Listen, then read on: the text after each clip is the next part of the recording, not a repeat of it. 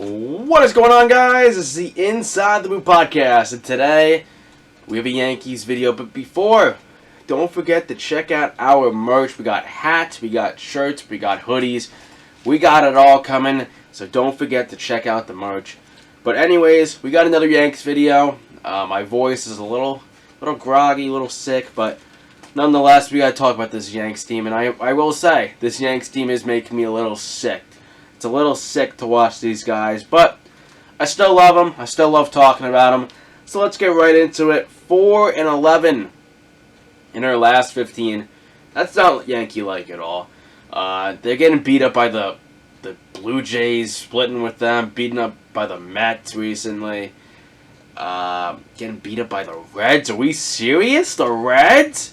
Yeah, this Yankee team got swept by the Cincinnati Reds. The Cincinnati Reds swept. Got the broom and said goodbye.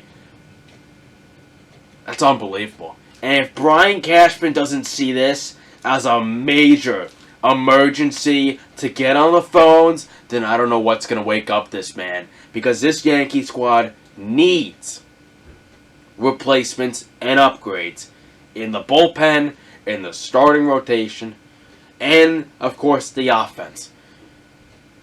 I don't mind if this team goes through a 6-man rotation. I don't mind it at all. And I think I'd advocate for that. I really do. I think giving Luis Gil an extra day off, giving an extra day for Garrett Cole, giving an extra day for Carlos Rodon, every pitcher, honestly, get a 6-man. I don't care what anyone says going 5-man rotation is the way to go. No. Go to the 6-man rotation, get a starter, and we're going to talk about the trade deadline soon. But let's just start about the lineup. I think that's a good way to start off this pod. Does this lineup strike fear into anybody? The Baltimore, your biggest threat. The Guardians, that are probably your second biggest threat. Probably not. Probably not. And the only players that really strike fear in the lineup is who bat 2 and 3. Juan Soto and Aaron Judge. And Ben Rice, but he's only starting. He batted first. Batted leadoff in the final game against the Reds. And hey, the kid hit a home run. I think keep him there for now. We'll get into Anthony Volpe soon about the leadoff situation, but hey, props to Ben Rice, man. Stepping up, getting called up, and making an immediate impact. This is exactly what the Yankees squad needed. But, I mean, multiple players in this lineup are batting under 200. Trent Grisham, I understand you're this whole big Gold Glove specialist. What the hell was that in Game 3? Bobbling a ball, being careless. I mean, you let the guy go to second. If that's a playoff game, I want your ass sitting on the bench. I don't want that. If you're just gonna lollygag and pick up the ball, that's unacceptable. And I'm not the manager, and I don't go old school and just take people out. But that's what I would have done. I would have done that. I would have put in Jahmai Jones in center field and would have called it a day. I don't care what inning it's at. That is how we have to roll. If you're just going to play lazy and wear the pinstripes, we don't want you. I think that should be a direct message. You have to have 9 guys in this lineup that want to play for the New York Yankees. Juan Soto wants to play for the New York Yankees. Aaron Judge loves the pinstripes, and he plays like it. You know, Ben Rice starting to love it. There are just guys in this lineup that just lollygag. And quite honestly, they get a lot of free passes. Now, I don't know what happens in the offices and the meetings and all that, but it seems like nothing has really changed. The Yankees are kind of an organization to me that if you throw on the pinstripes, you know what you're getting into. Besides the hair thing and the beard thing, it's straightforward. We have a culture here, and you have to stand by it. And I don't think many people buy that. Many people really bring that vibe. But yeah, 4-11, second place, 2 games back in first place against the Baltimore Orioles. Judge is the best hitter in baseball. Don't give me Ohtani. Don't give me anybody else. Aaron Judge has shown to the MLB that just because I'm aging and getting a little bit older and I took a month off doesn't mean I can't be the best hitter in baseball. This guy has 32 home runs on the year, 83 RBIs, and we haven't even hit the All-Star break. This guy's probably going to have 120 plus RBIs and probably 40 plus bombs, and I'll take that any day. For $40 million a year, Judge shows up. And quite honestly, I'm not even going to say it, but I am now. Don't give me this whole postseason thing, anything. If Judge doesn't play like this, the Yankees are on a way different boat. They're probably closer to Boston, who has 47 wins. They're probably closer to that. I don't know if they're a 50-win team yet, if they don't have Judge producing like he is.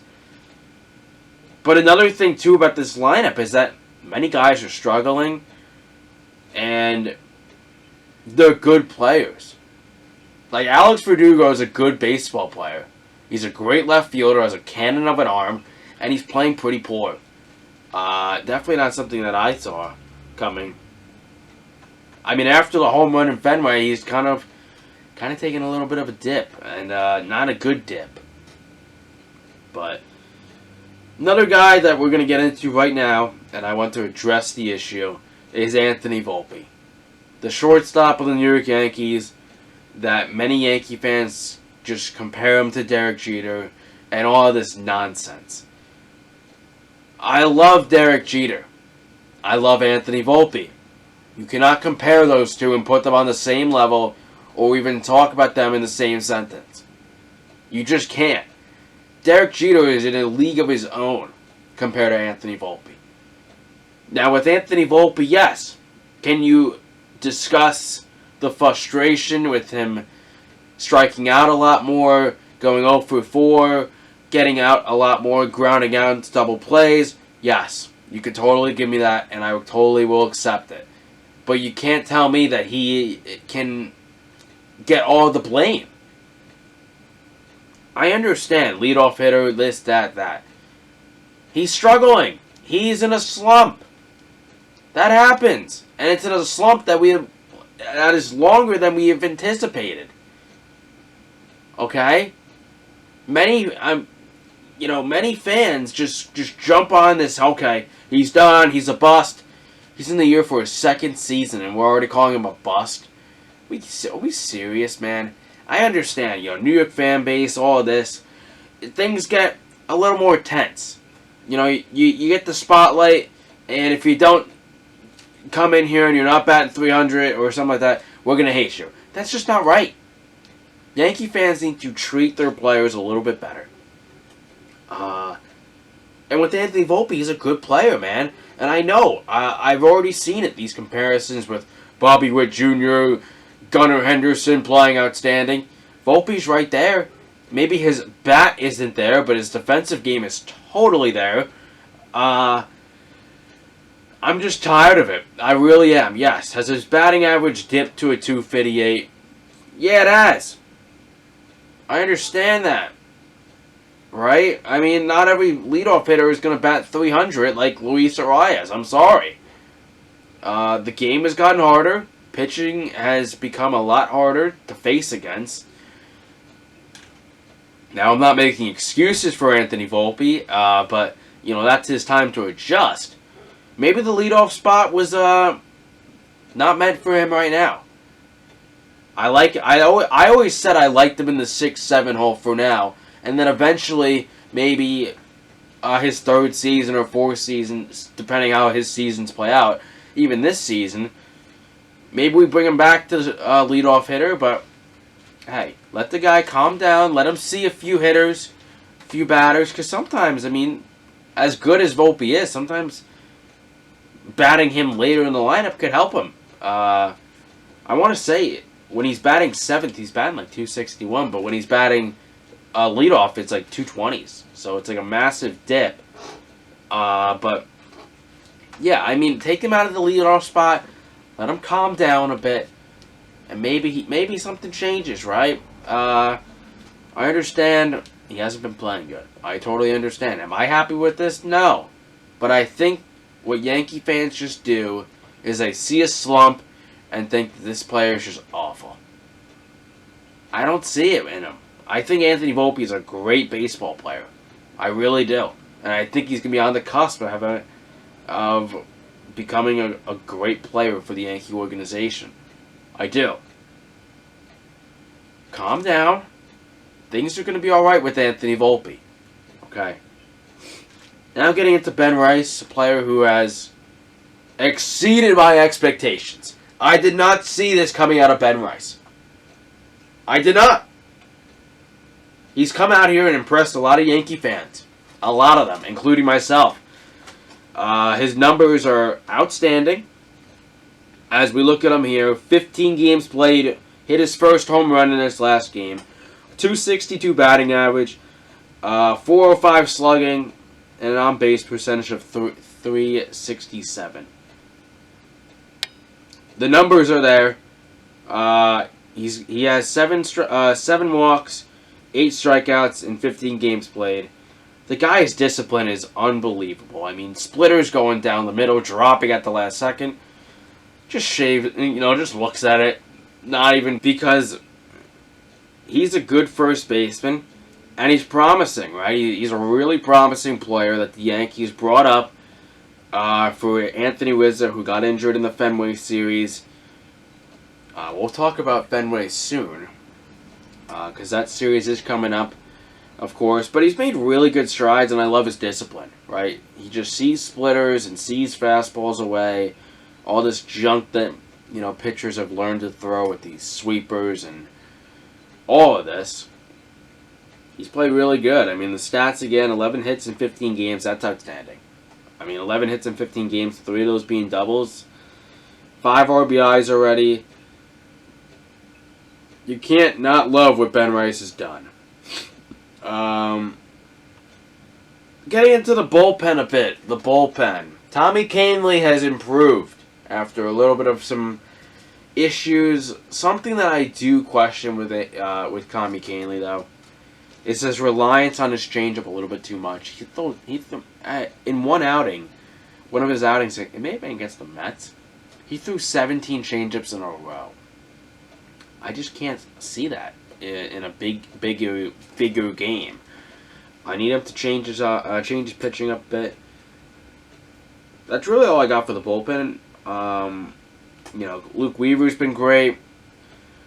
I haven't really seen much of Clay Holmes because the Yankees haven't been winning, and they haven't been able to put him in those spots. But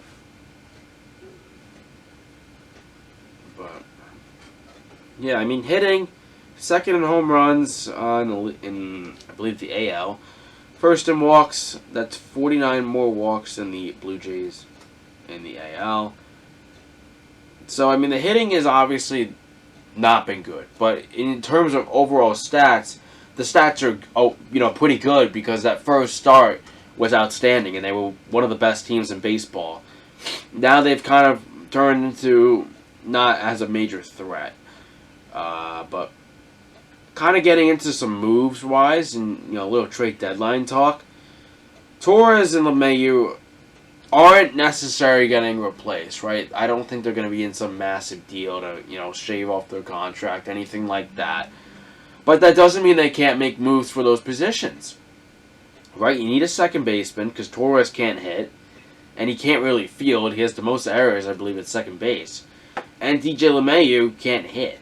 He can field, but he can't hit, and he's batting under 200. So I think definitely anybody. I think the thing with Ryan McMahon from Colorado, a lot of people don't seem for him to be getting dealt.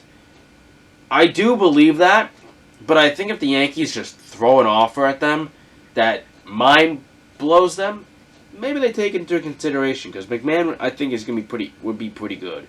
And if you want to talk about hitter-friendly ballparks, Coors Field is that. So is Yankee Stadium. So why not get a guy like Ryan McMahon who's under control for a few years? So yeah, you're probably gonna have to give up better players. But the Yankees are in a position that you have to give up these players.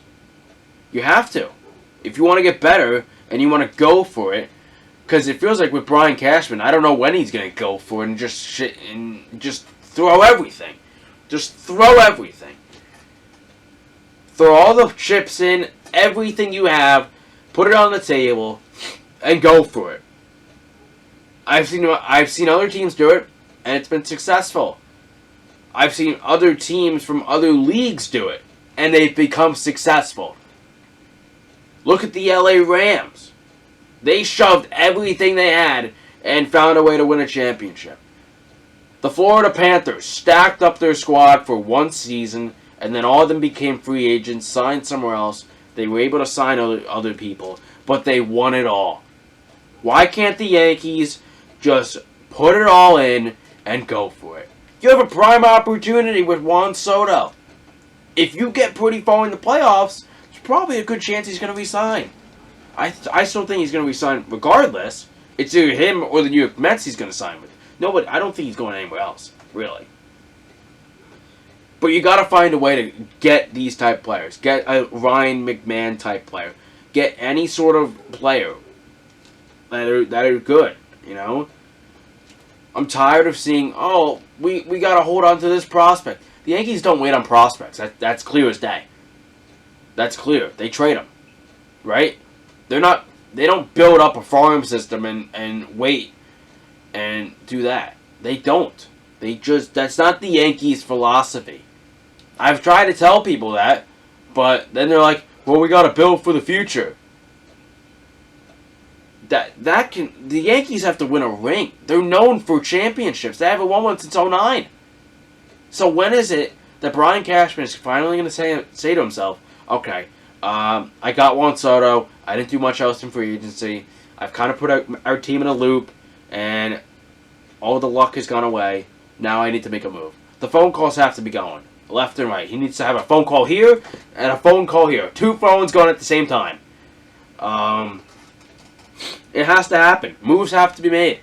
Starting pitching. I would not mind if he honestly went big for a starting rotation. A starting pitcher. And you know what? Why not get Garrett Crochet? Why not? If you want starters who throw strikes and get strikeouts, that's Garrett Crochet all day long. Do I think he's a good fit for the Yankees? Probably not, but I think he's probably more Baltimore Orioles territory, quite honestly.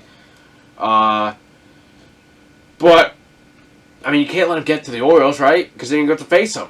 And Garrett Crochet, despite being on a terrible White Sox team, is 6-6 with a 3.05 ERA the last time I checked. And now another thing. Now you're saying, well, if Garrett Crochet is going to get traded to the Yankees, is Nestor Cortez going to be in the trade? Is Clark Schmidt going to be in the trade? No. I say no. I mean, listen, if they ask for him, deal him. Deal Nestor. Deal Schmidt. No hard feelings, but this guy's better than you. If this somehow holds of a rotation of Garrett Cole, Luis Gil, Garrett Crochet, Rodon, Stroman, Nestor as a 6-man rotation, that's pretty effing good. That's pretty effing good. And 6-man rotations are doable. It's not like, oh, we can't do this, this and that. No, it can happen. Do I think Garrett Crochet is going to be the guy? Probably not. It's just a thought that comes out to mind because the guy can strike out players at a high rate. And I don't really see this too much with the Yankees right now. They need something. They need something. You can't just say, well, we're going to have to give them too much. Well, you're going to need to do that in order to get players. It's simple. And don't say, oh, yeah, Vin, you're delusional. You're going for this and this. This is how you have to operate to get better. All hands are on deck. All gas, no brakes. I need to see moves. Or else this team is not going to win a World Series this year. It's the bottom line. This team needs help. Help is on the way, I hope. And another thing is, too, is I would like, if it's not getting Garrett Crochet, invest in 2 infielders, 1 at second base, 1 at third base, and 2 relievers. Another thing with Luis Gil, haven't even gotten to him yet, he has struggled. His ERA was very low. Now it's in the 3s. 3.41, I believe it is. He has struggled. I think mainly it's because of his mental state. I think, once runners get on and he allows a run, it's kind of that, stuff hits the fan, right? And then he goes into this, like, oh my gosh, dude, I'm so screwed. No! Felicia's just got to calm down. He'll be just fine. Rodon, on the other hand, I think the home runs in the ballpark has kind of just got to him. But another thing, got to talk about Aaron freaking Judge. Best player on the planet, best hitter on the planet, just got named AL Player of the Month. The guy has been unfreaking believable. Unreal! Unreal. This guy is carrying the New York Yankees along with Juan Soto. These guys' backs must hurt. Right? Judge goes 3 for 4 in one of the Red Series. Yankees had 6 hits. Judge had 3 of them. Just can't happen. The Yanks want to get better. Cashman's got to be on the phones and make moves. I need to see adjustments, man. This year's deadline will show how aggressive of a GM Brian Cashman is. Because if he just makes minor moves, then one, what the hell is going through his head? And two, he is somehow satisfied with an aging DJ LeMahieu and a Gleyber Torres that I don't know if he's going to bounce back. I don't. I really don't. But don't forget to check out the merch, of course. Merch is awesome. And yeah, let's get into this Boston series. Would I be lying to you if I'm scared? I don't like to say I fear anybody, but Boston's a hot team right now. One of the better team ERAs in the league. They're 7.5 games back in first place. They have 47 wins, we have 54. Anytime the Yankees play the Boston Red Sox, tensions get a little bit higher. And Boston killed you on your own park. Now I'll say this too, just to get not really sidetracked, but is this another series that maybe Alex Verdugo wakes up? Hey, he's coming off a 3-hit game, 2 doubles. Maybe the guy comes back with some vengeance and gets going. Let's hope. But yeah, Boston's coming into town. They're a good team. 47 wins. This team's no joke. Get Garrett Crochet. If the price is right, do it. They're probably going to ask for a lot for him. I expect that. White Sox want a big return. I expect that. Yankees have prospects that they could deal. Why not do them, right? Yankees need to get better. Yankees need starting pitching. Yankees need relief pitching. They need hitters who can hit on a consistent basis. Yankees got to win in Boston. Well, not in Boston, in the Bronx. They got to just have some sort of firepower. Booney's got to get these guys going. And one last thing about Aaron Boone that I don't love about him is kind of holding his players accountable. Now, I'm not saying ripping them on the press conference because that's going to get him fired. But Trent Grisham made a play in the Red Series. Not a hard play to make. A routine line drive that, takes a bounce. And him being a Gold Glover, he's like, alright, I'm just going to scoop this thing up, just toss it to Volpe. No. This guy bobbles it. Bobbles it! How could you bobble it? And let the guy go to second. If that's a playoff game, I want your ass going to the dugout. I mean, get Jahmai Jones out there to play center. Or play Cabrera in center, something. I don't want this lollygagging anything. It happened to Gleyber Torres, the guy got benched. That's what I like to see. Alright, if you're not going to play and wear these pinstripes correctly, we don't want you. And I think as fans, we're a passionate group, right? We get pissed off pretty easily. When things don't go our way, we really start to panic. It's true. It's the truth about the New York Yankees. But they'll be fine. Don't worry, guys. Yankees are going to be okay. I know things are not looking great, but let's hope they're okay. And if you're Brian Cashman, if your phone breaks, it better be because so many teams called you about your players, and you got the right players for this World Series run. Anyways, that's going to do it for this Inside the Booth Yankee video. Don't forget to check out the merch. It's awesome. Yeah, don't forget to check out the merch. Subscribe, like, leave a comment on your thoughts about the New York Yankees' current state. Let me know if you agree with me. Let me know if you disagree. And yeah, that's going to do it for the end of the video. I'll see you guys in the next one. Peace.